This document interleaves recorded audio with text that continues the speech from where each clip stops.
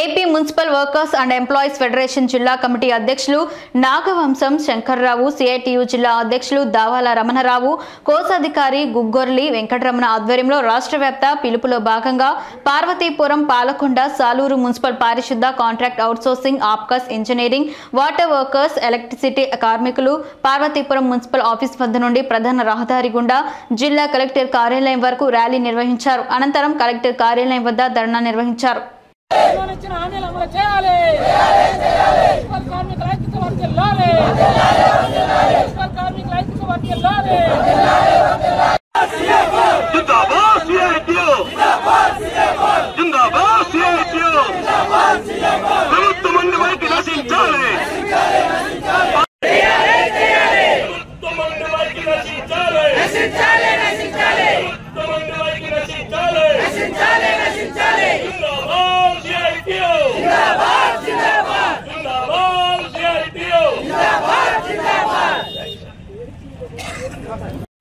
నువ్వు ఏదైతే మాట చెప్పావో ఆ మాట కట్టుబడి శాలరీ ఇవ్వని అడుగుతున్నారు.